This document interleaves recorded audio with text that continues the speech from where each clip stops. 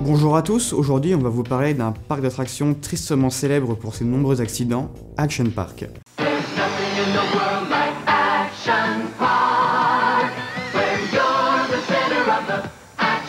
Du coup, est-ce que vous pouvez expliquer qu'est-ce que c'est Action Park? Action Park était un parc d'attractions aquatique ouvert en 1978 par la société Great American Recreation sur une station de ski. Les propriétaires voulaient ouvrir un parc d'attractions hors saison, donc l'été, pour la famille. Le parc d'attractions comportait 3 zones, l'Alpine Center, le Motor World et le Water World. Qu'est-ce qui a fait la réputation de ce parc?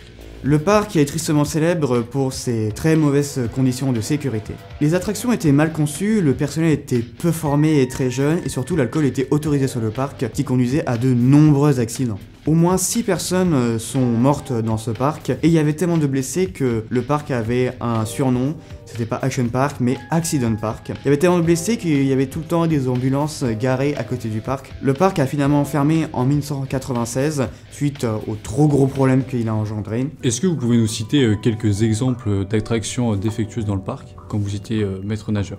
Une des premières attractions qu'on pourrait citer, elle a le nom de Super Speedboat.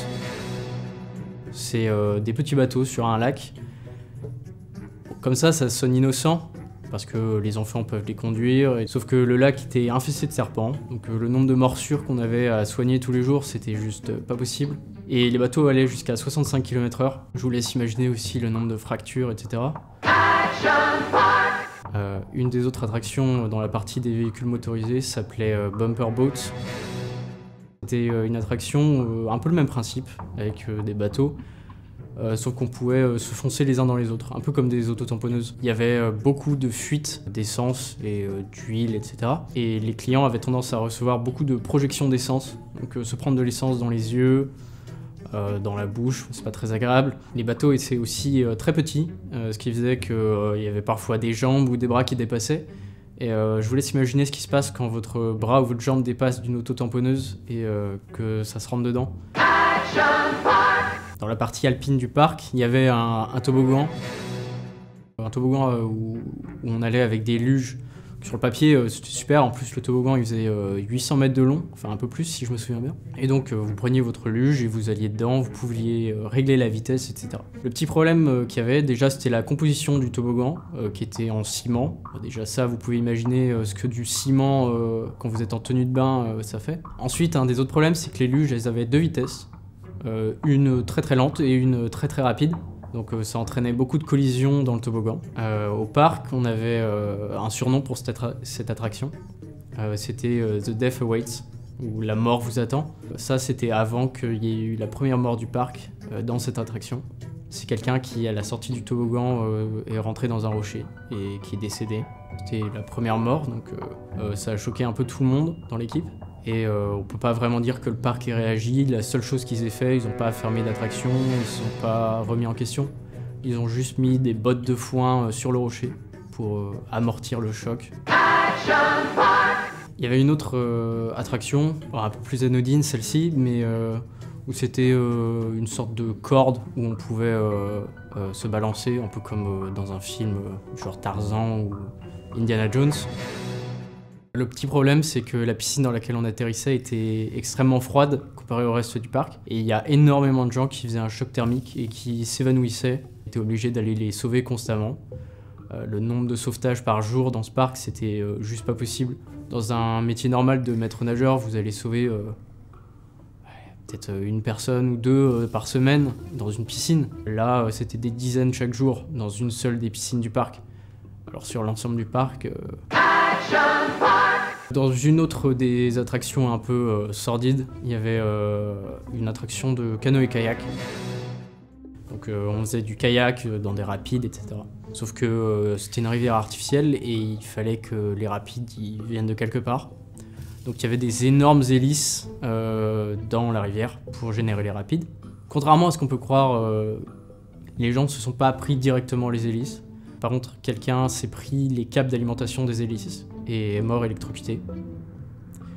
Le parc a décliné toute responsabilité parce qu'il n'y avait pas de traces de brûlure et ils ont prétendu qu'il était mort de cause naturelle.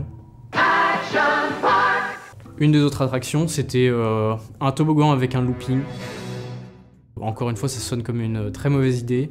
Il y avait plein de gens qui restaient coincés en haut de la boucle du looping. Vous êtes à l'envers, donc ce qui se passe c'est que vous tombez. Il y avait beaucoup de gens qui se cassaient le nez ou qui se blessaient comme ça. Et en prime, la piscine dans laquelle vous atterrissiez à la fin du toboggan avait le même problème de température que celle de la corde où on se balance. Évanouissement plus nez cassé, c'est une super piscine.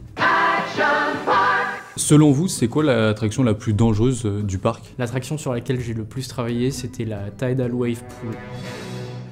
Une immense piscine à vagues qui pouvait accueillir jusqu'à plus de 1000 personnes. C'était l'attraction la plus dangereuse du parc, donc celle où il y avait le plus de personnel de sécurité.